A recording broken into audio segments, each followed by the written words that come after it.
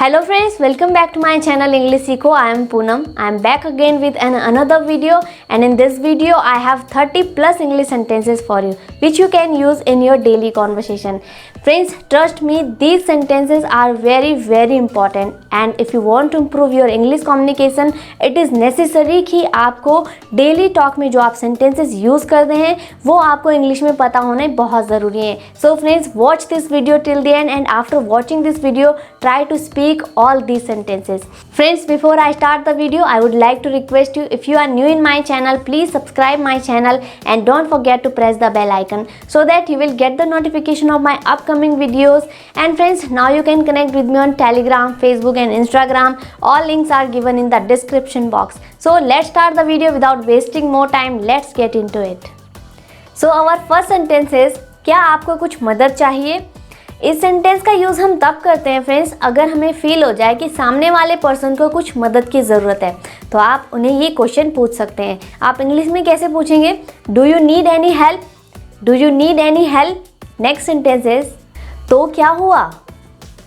इस सेंटेंस का यूज़ हम तब करते हैं अगर किसी ने हमें कोई बात बताई है लेकिन वो बात हमारे लिए ज़्यादा इम्पोर्टेंट नहीं है, तो हम इस सेंटेंस का यूज़ कर सकते हैं. आप इंग्लिश में कैसे कहेंगे?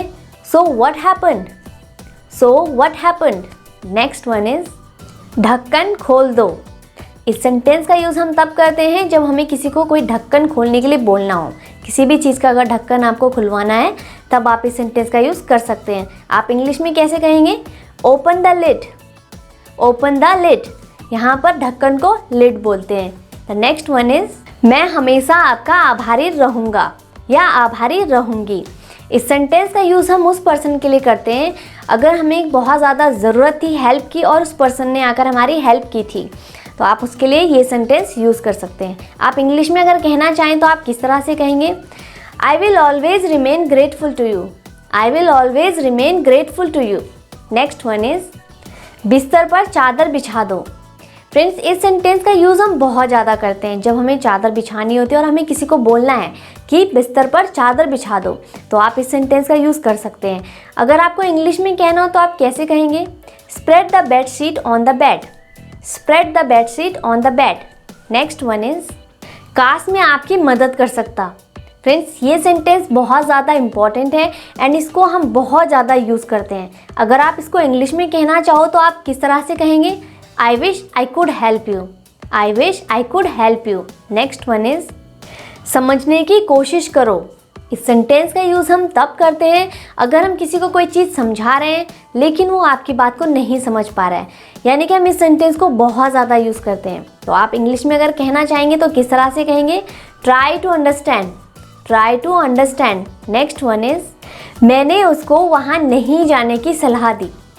इस सेंटेंस का यूज़ हम तब करते हैं अगर हमने किसी को एडवाइस दिया है कि वहाँ नहीं जाना है. अगर आप इसे इंग्लिश में कहना चाहें तो आप कैसे कहेंगे? I advised him not to go there. I advised him not to go there. Next one is, उसे उसका समय लेने दो. इस सेंटेंस को भी हम अपनी लाइफ में यूज़ करते हैं और अगर आपको इसे इंग्लिश में कहना हो तो आप किस तरह से कहेंगे? Let him take his time. Let him take his time. Next one is, मैं तुमसे सहमत हूँ पर पूरी तरह से नहीं. इस सेंटेंस का यूज़ हम उस टाइम पे करते हैं अगर सामने वाले पर्सन ने आपको कोई बात आपके सामने रखी है लेकिन आप उनकी आधी बात से सहमत हैं और आधी बात से आप उनको एग्री नहीं करते हो. आप इसे इंग्लिश में अगर कहना चाहें तो आप कैसे कहेंगे? I agree with you but not completely. I agree with you but not completely. Next one is, मुझसे पंगे मत लो. इस सेंटेंस का यूज़ हम गुस्से में करते हैं अगर सामने वाला पर्सन हमारे साथ बिना बात के आर्ग्यू किए जा रहा है, तो आप इस सेंटेंस का यूज़ कर सकते हैं. आप इंग्लिश में अगर कहना चाहो तो आप कैसे कहेंगे? Don't mess with me. Don't mess with me. Next one is, क्या तुम्हारे पास मेरे लिए समय है? इस सेंटेंस का यूज़ भी हम बहुत ज़्यादा करते हैं. अगर आपको इसे इंग्लिश में कहना हो तो आप कैसे कहेंगे? Do you have time for me. Do you have time for me. Next one is, अंधेरा हो रहा है.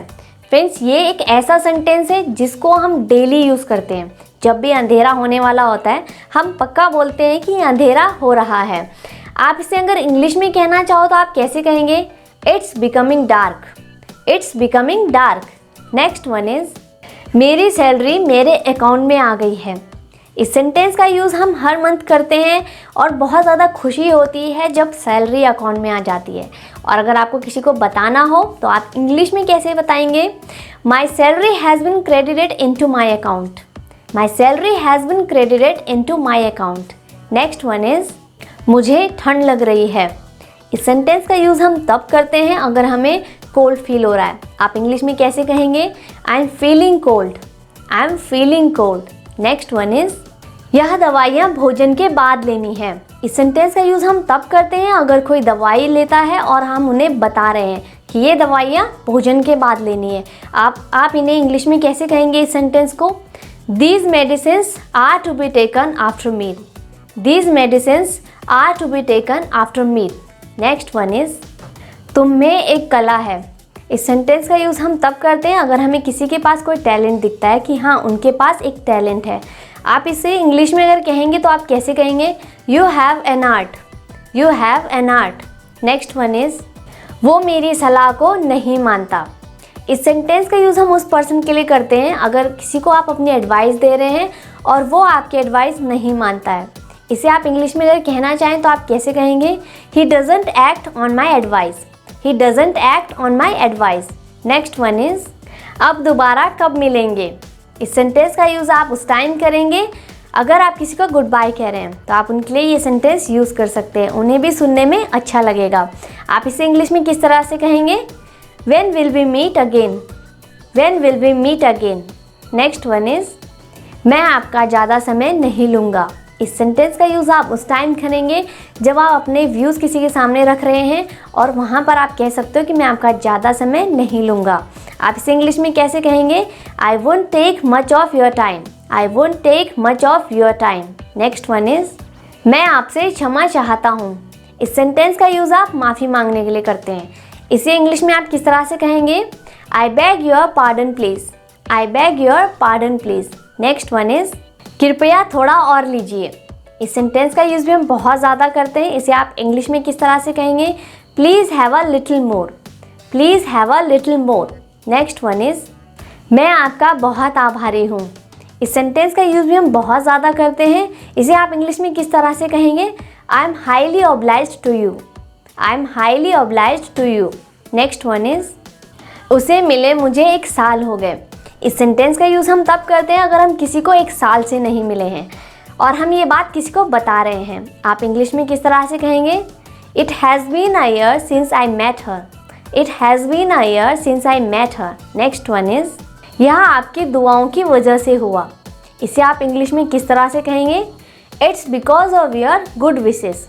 It's because of your good wishes. Next one is मुझे सोचने के लिए कुछ वक्त चाहिए।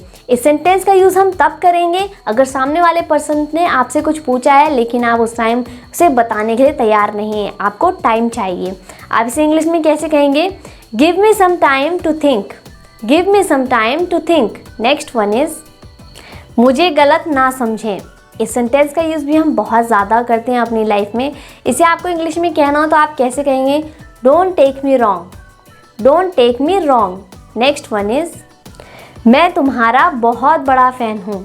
इस सेंटेंस का यूज़ हम उस पर्सन के लिए करते हैं जिसके आप बहुत ज़्यादा बड़े फ़ैन होते हो, यानी कि वो आपका फेवरेट होता है। आप इसे इंग्लिश में कैसे कहेंगे? I am a huge fan of yours. I am a huge fan of yours. Next one is आपको यहाँ देखकर खुशी हुई। इस सेंटेंस का यूज़ हम तब करते हैं अगर आपने किसी को बहुत टाइम बाद देखा हो और आप उन्हें देखकर बहुत खुश हुए हो। इसे इंग्लिश में कैसे कहेंगे? Happy to see you here. Happy to see you hair.